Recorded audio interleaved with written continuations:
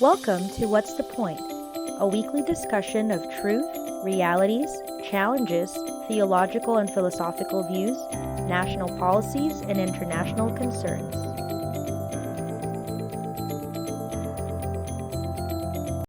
Welcome to What's the Point?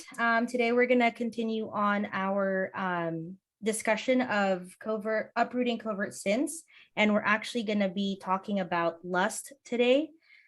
So let's start really with just a definition of what does lust really mean. Well, the general definition of lust is a passionate desire to get something. So very, very close to covetousness. But it is a passionate desire to want something for yourself.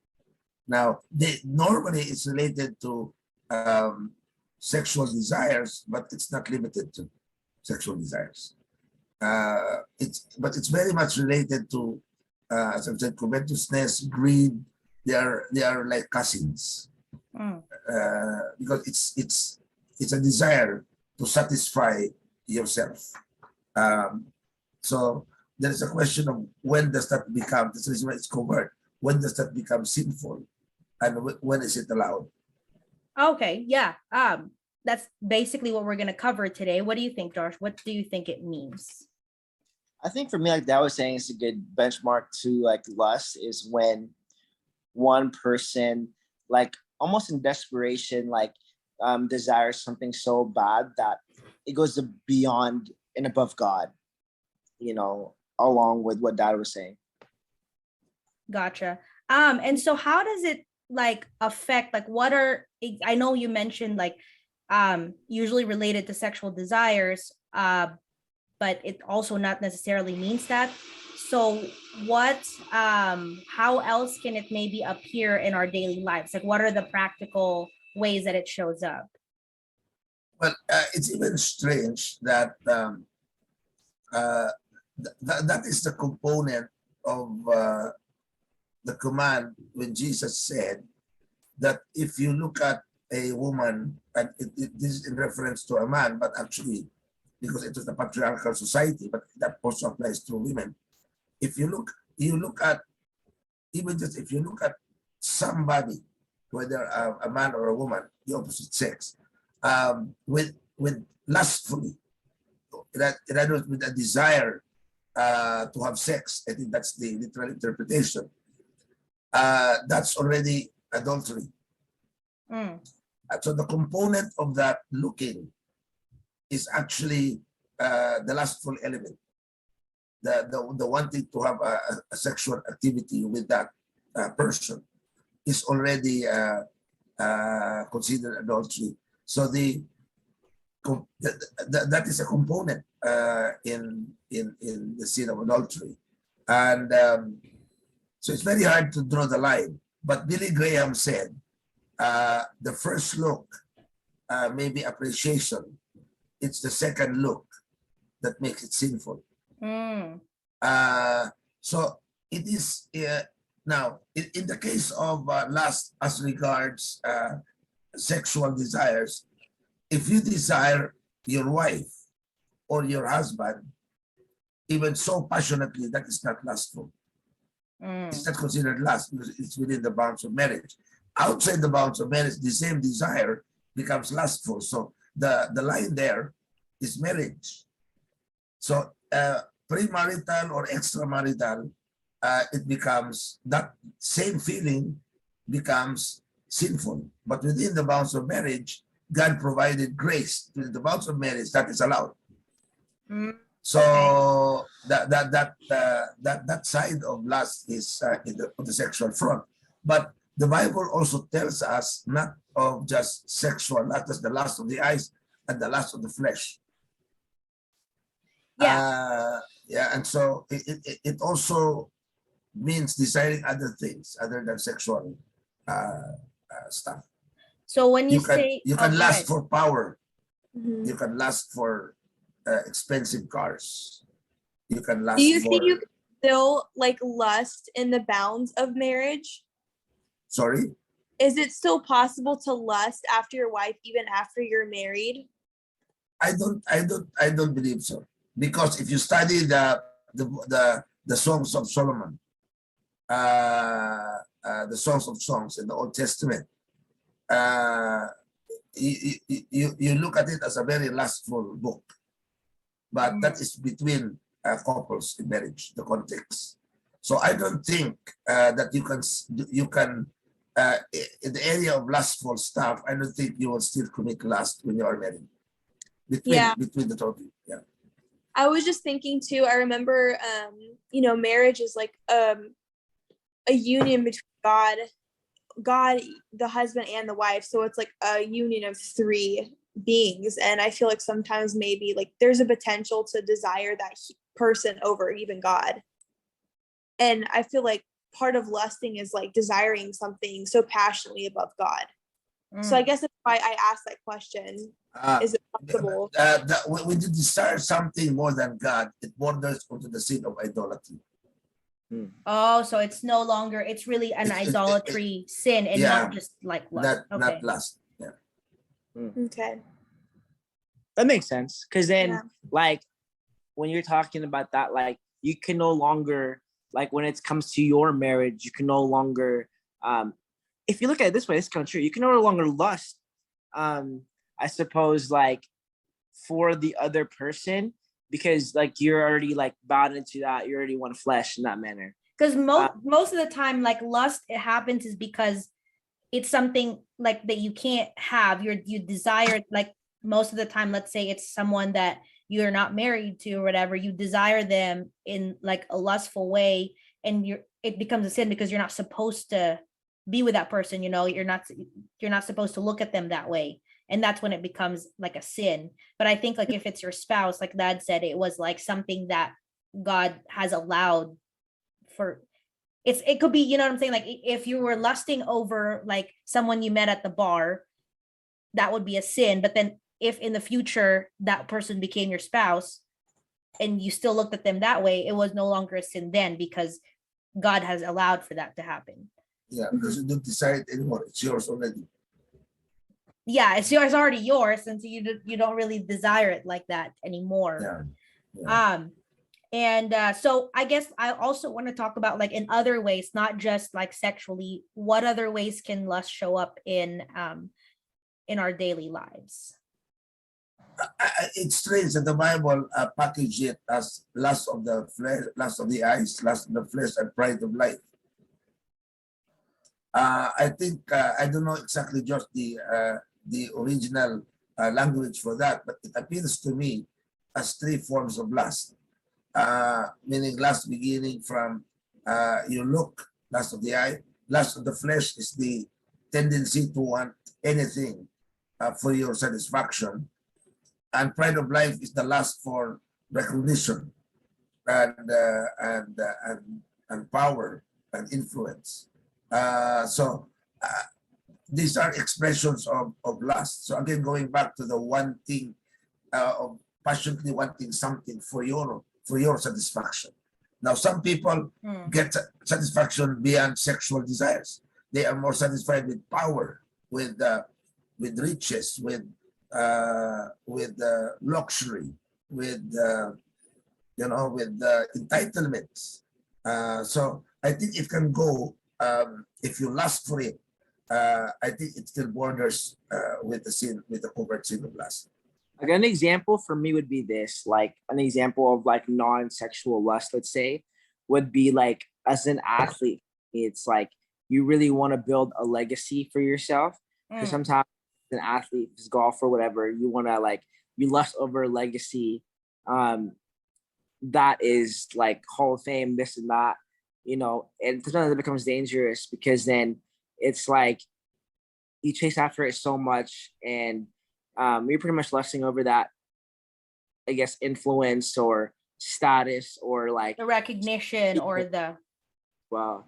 So that's an example of like how somebody can like, it's okay to like strive for those, but I think when it becomes too much, when it becomes consuming to your life, like when it doesn't begins to harm like the way you approach the game or the way you enjoy the game, then it's like, maybe that's a good indication of you're lusting over it.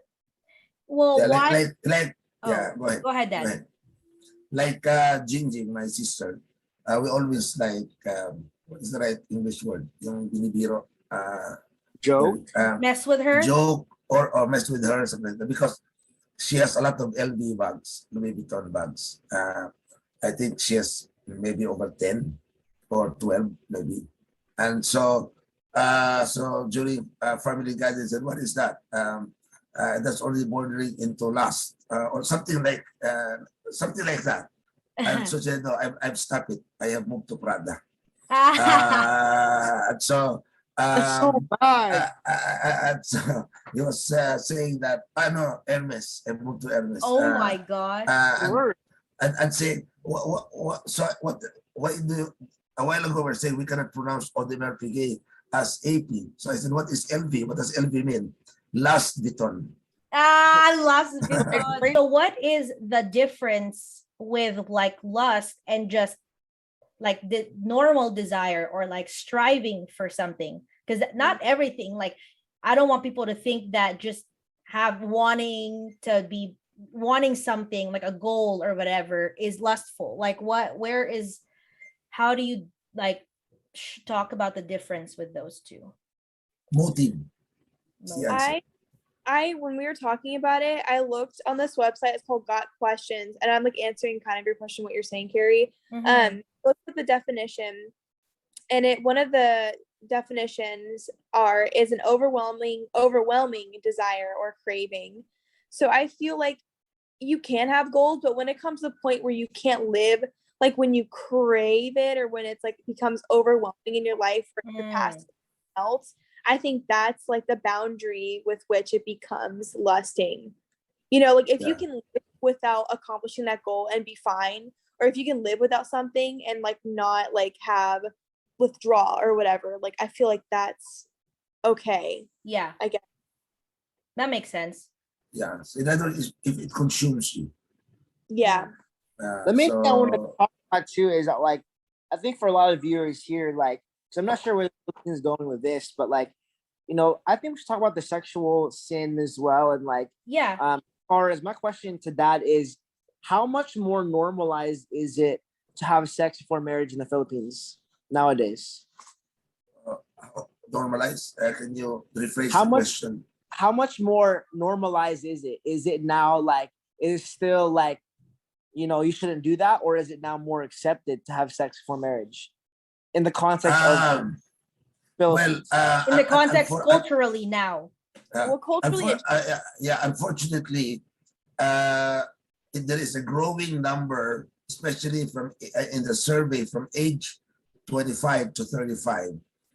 Survey done by ABS-CBN, former TV station.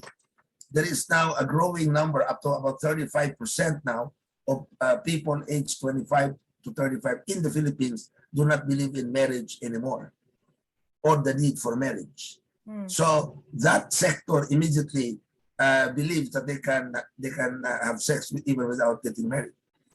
And now it is very popular in the Philippines to live together first and decide to get married after 5 years, 10 years, because the idea is that you test the waters first before you commit. Yeah, I know. I actually have a friend who she's Filipino and her fiance is Filipino as well. And they're pretty, their parents like moved from the Philippines, so they're still pretty old school, I would say, like not old school, but the way that they were not born here, but they live together now. Before they get married in December, but they live together now. And so I asked her, I was like, well, how did your parents feel about that? Like, you guys both have Filipino families.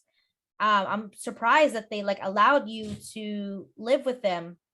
And she said, well, she's like, yeah, they were like more open-minded about it. And like, we explained that they had plans of getting married. Like, I think shortly after they lived together, he proposed, like the fiance proposed.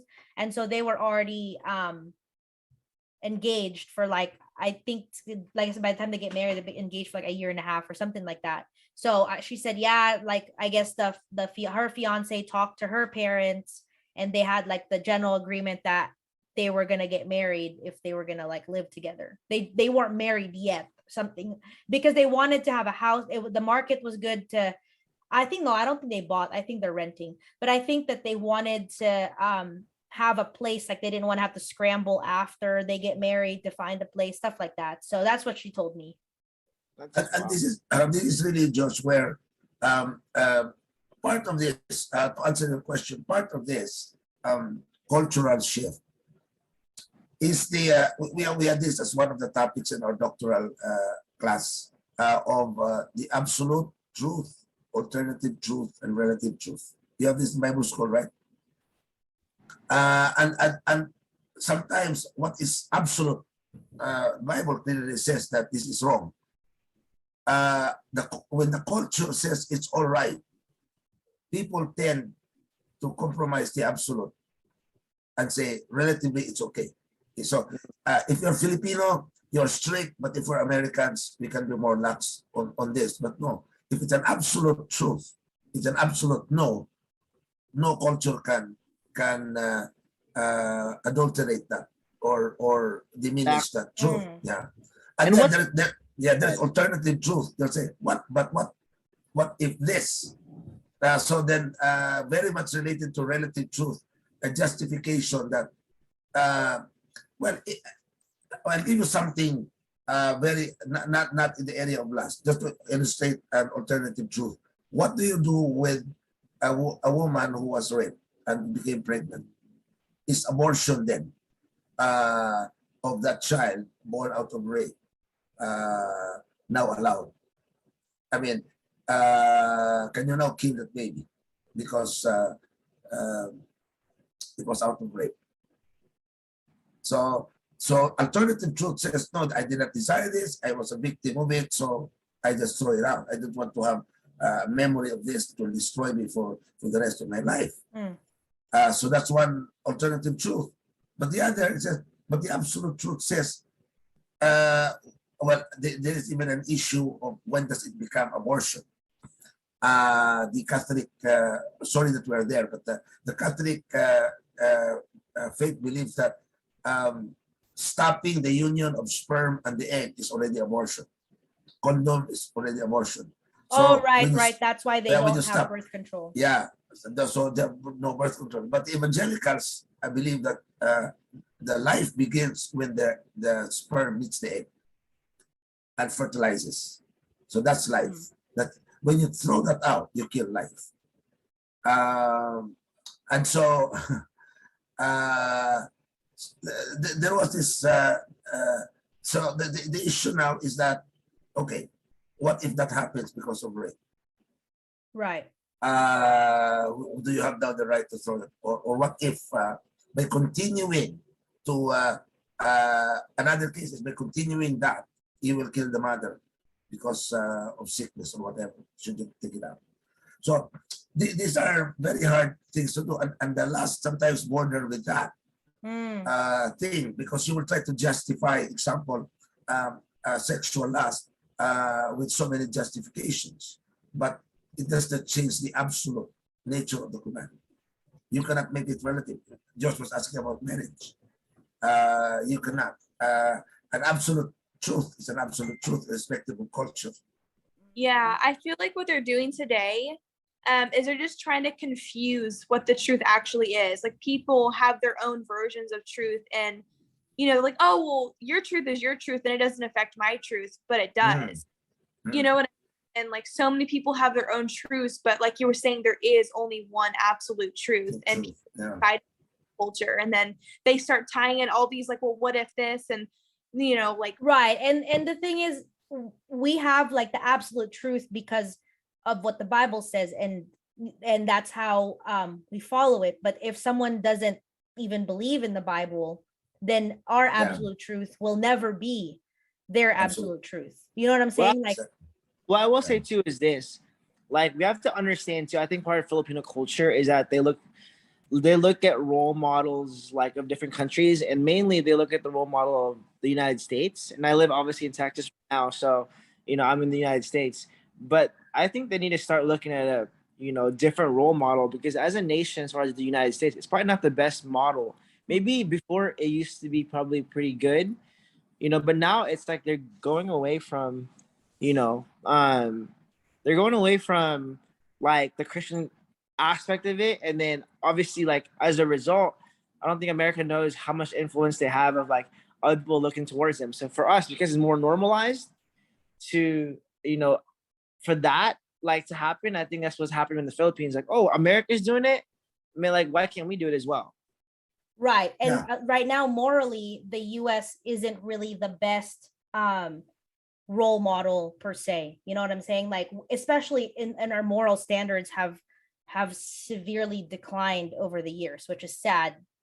Yeah, There's and still a lot, you'll be there's still a lot, surprised. but You'll be surprised that when you trace the decline of American morality, it was traced back to that time when you have eliminated Bible reading in schools. Mhm. yeah, When you yeah, I have know we talked when about you this in a previous yeah episode. when there was a law What passed in the US to disallow prayers in public schools. Bible wasn't reading, yeah, that 1960s? 1963, I think. 19 1960s. Yeah, 60s. Yeah. I mean, it was just the time when everybody was just wanting to, I think it was like well, civil rights was around that time, and I think a lot of the same-sex stuff, same-sex marriage and all that relationships during that time, kind of due to the civil rights movement, it also kind of pushed more like equality and stuff like that. But going back to our topic of just like lust, but basically, why is it important for us to acknowledge and discuss why lust affects us? Like, why do we need to talk about this? For me, like I have to tell everybody, like everybody's I'm a sinner, everybody else is a sinner. For me especially, this sin has gripped my life for a time, but thankfully now through the grace of Jesus, like he allowed me to get over it to the point where like me and Avy have been together for over a year and we haven't had sex. You know what I'm saying? So that's something that is just credit to God and Yeah. his mercy and allowing us to just stay clean with that. Even for me, it's like in America, I'm still a virgin and she's still a virgin. So it's like, that's very rare to have. Yeah. So I have this invested of like, hey, like might as well finish it out, finish it through. And go ahead. kind of, I don't know, just kind of piggybacking off what you're saying. I think the biggest thing that I've learned in this process is that God trumps my feelings in the moment. God trumps any desires that I may have, and so like I have come to a place, through maturity in my faith where I respect God. I don't just, believe in him. Like I respect what he says. And if I do respect him, then I'll do what he says. And so I've really tried to like do what he asked me to do. And that's to stay, clean. And I will say this is the main thing. I will now like explain why lust is a very dangerous sin, especially sexual lust. And it's because it not only has to do with yourself, even though at the time the enemy will make you think, oh, I can do this because it's only harming myself. A lot of times you think there's not a lot of consequences, like covert sins. Maybe even if it's wrong, it's like, okay, at least I know that it's only myself that I have to deal with. But the reality with this lust sin, and I've had a lot of experience with it, and God got me out of it. But the main thing here is that I've realized that this is a no good sin, because like when you begin to watch porn or when you begin to delve into these different things, number one, it's hard to get out of, like, and you want more and more of it, more extreme versions of it, whatever it is. Right. But the more like, I guess, scary thing, potent thing later on is because you're now ingrained in program in your mind, so many different videos, so many different things that you saw, then now you begin to compare that later on with your significant other and your wife. And then now you're starting to harm your wife because it will never match up with like how your wife is gonna treat you or how she's supposed to treat you. So now you put like the pressure on your wife that she was never meant to, first of all, you never meant to watch that, but she was never maybe Meant not even to do comfortable that. with, Yeah. It's meant to do that. unrealistic. It's completely unrealistic. Well, it's obviously like the things you see online, it's scripted, it's like a movie. So it's not, it's the same thing with like looking on social media, is seeing like someone's like perfect life, right? And we think that it is perfect, but it's not. It's an unrealistic, it's only showing like only certain parts. So I think it also And another thing Yeah. to people to understand Good point, Carrie. is that like they don't understand.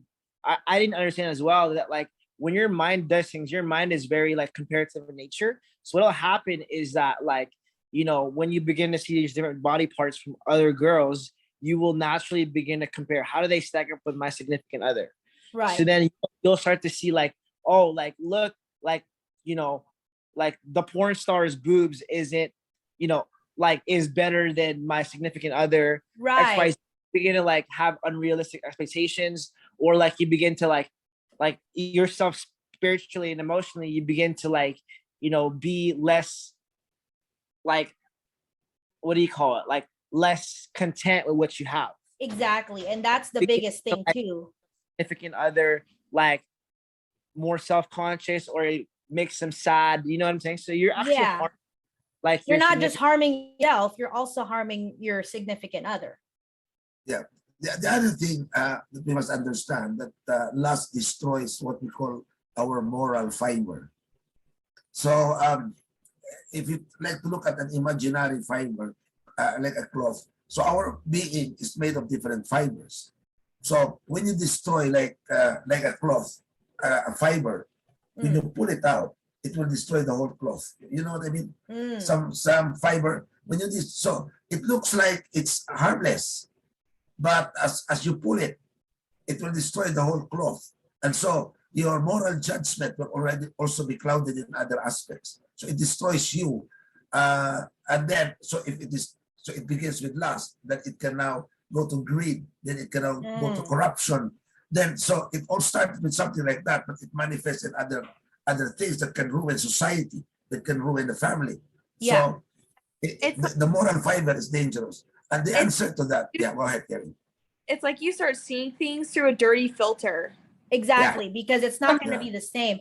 I actually heard someone, my old pastor, preach about, it was like love, sex, and dating was like the topic or the series. And he made an example of like two pieces of wood, right? And if you use, to glue wood, you have to put wood glue together. And that's kind of what happens when you have sex with someone that you have sex with someone, right? It's like you become, it's like an act that was saved for marriage for people that were one.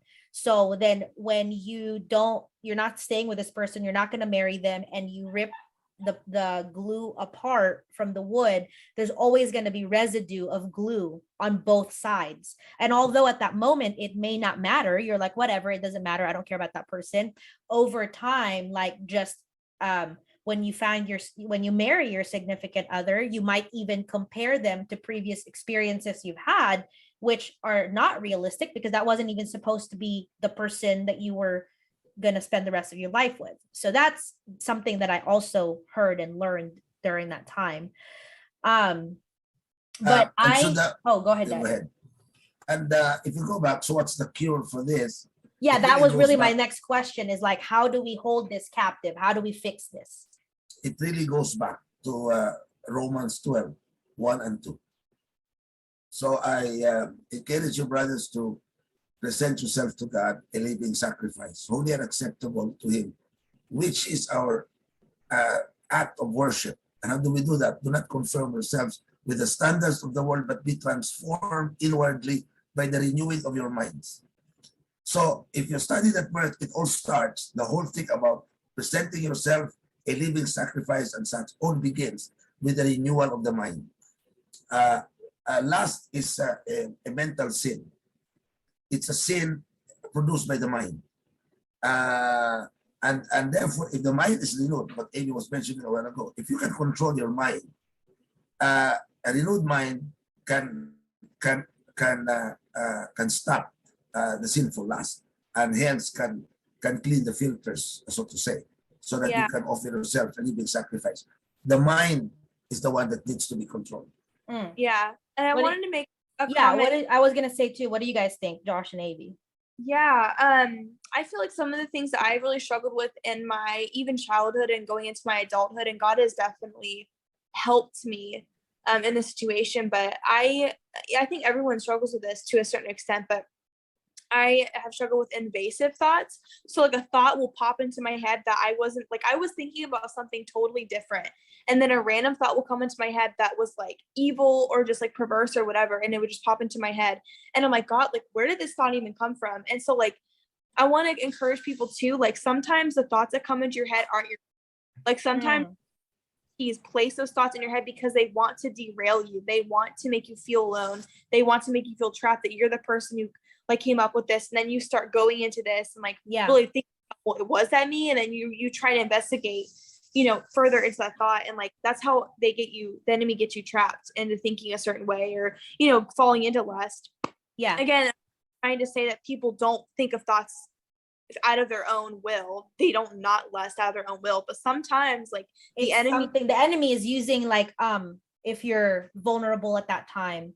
Yes. Yeah. So I will say, let me ask to Avi real quick, because she said this thing before that like resonated with me. So she explained the aspect of like masturbation is like obviously a sin, but it's actually no good, and she'll explain why it's no good. Like if somebody will try to justify the masturbation. Yeah. So for the longest time, I never could find, because like it's not explicitly stated in the Bible, and I feel like caveat stuff. It's like, oh well, it's not in the Bible, so then like I can just it's not make there. Yeah.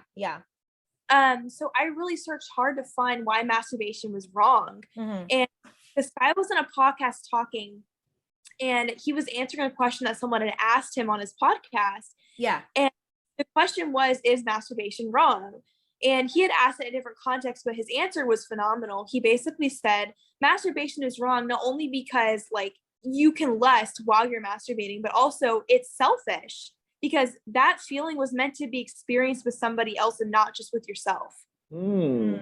Yeah. So well, that makes so much that you're supposed to experience that mutual feeling with somebody that God created for you to be one with and not just by yourself. That's fair. And so I was like, now I understand. So like at that and like completely like any doubt that I ever had, it just like I was like, okay, like I'm gonna stop doing this, God. Like this is not of you. Like I don't care, because like it's hard because when you're during like your teenage years or an adult, you're gonna have sexual desires. You're gonna have those hormonal changes and feelings and thoughts. Like that's natural. Everyone experiences that. But I feel like people need to know that and know like the reason why, even it's like just as an explanation of why.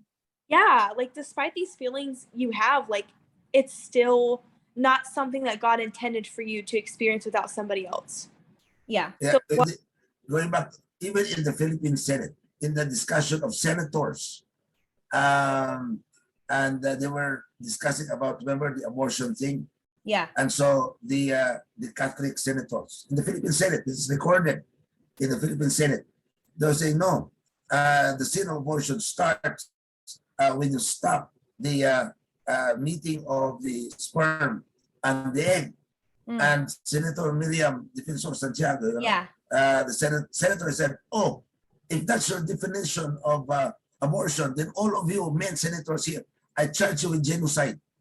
Oh, because they masturbate, then there's no other. Then you stop the connection. So I charge you with genocide because you have killed millions with your masturbation. He said that. That's recorded in the Philippine Senate. That's crazy. But I mean, I think I've had all my questions pulled up, and I think we've gotten through most of it. I don't know if you guys have any final thoughts that you want to add before I pray. Because for me, what's the point for me real quick is what's the point? These like sins of lust is very difficult to get rid of, especially sexual ones, or especially ones with ambition or power of different things, because the nature there is that we have two natures. We have, as Christians, we have the spirit that lives in us, but we also have fleshly nature that we're supposed to starve as much as we can. The thing with that too is that when we have lust, we need to tolerate lust, we're actually not starving the flesh, we're actually feeding it, which makes it harder to starve. It makes it essentially harder to die off because you're feeding it more and more. Mm. But number two, I think the real way to, expedite the process of lust going out of your life is to share it with somebody, to actually open up your mouth and share the struggles that you had with somebody that you trust, because this will allow you to put it into the light and it'll give you the liberation. A lot of times people don't get over the lust thing and they continue to do it habitually. I know for me, for a long time, was because I never got the chance to release it in a different way. So that you see my escape, lusting over women or these different things, because I had nobody to talk to. But when you can release it in another way by talking to somebody about it, it actually, I think, is a better, more empowered feeling than you coming back to sin again. Yeah, I think that's really good, because you end up feeling guilty after your sin, right? But if And you do it again. and then you do it again because you feel guilty, and it's just like a cycle. But if you tell someone, you release it in a different way, like your urges is different, because and then you also stay accountable with someone else. So I think that's a good one. I'll just oh, go ahead. What were you gonna say, Harold? No, go ahead. The other one that can help you control is really a very simple thing, which is your regular time with God every day, because that will immediately remind you to be back on track. Yeah. What were you gonna say, Avi? Yeah, just to kind of wrap things up, you were talking about how you were saying that, like, being able to talk out loud to somebody about it. I feel like the enemy, what he wants to do is keep you feeling alone, keep you feeling you're the only person, you're the only person struggling. And that is so far from the truth. Like, people struggle. It doesn't matter what it is, what sin you're struggling with. Someone is struggling with something. And when you talk it out and tell somebody, I am just really struggling today with XYZ, like, the enemy doesn't want you to say that, because that's where healing begins. That's where healing starts. Exactly. And, if you stunt that healing process, and you're going to be stuck in the cycle. And a really wise person once told me, like, if you recognize cycles happening in your life, you're in perpetual sin. That's honestly the enemy just keeping you there. It doesn't matter what you're sinning. As long as your focus isn't on God, he doesn't care what it is. As long as you're alone. The enemy wants to use that. And just like you said, it's really good the enemy wants you to feel alone. And it's good that we talk about it even here on this podcast, because someone out there might need to hear this and might push them to, like, okay, I probably should just confide and talk to someone. But I think this is a really good discussion on lust. I think we covered like really good ground on this, talked about sexual and non-sexual lust. So I will go ahead and close this in prayer. Dear Lord, thank you so much for this time together that we can have this episode to talk about lust and how it appears in our lives, but also how to overcome it. Give us the courage and the strength to always do what you want us to do, follow your commands, and also the strength to, if we're struggling with this sin or even any sin, to be able to confide to someone, find someone that we trust, that we can confide in, and so we can stay accountable. But help anyone that's also listening to this episode. May they be blessed by this. And thank you for this time together. In Jesus' name I pray. Amen. Amen.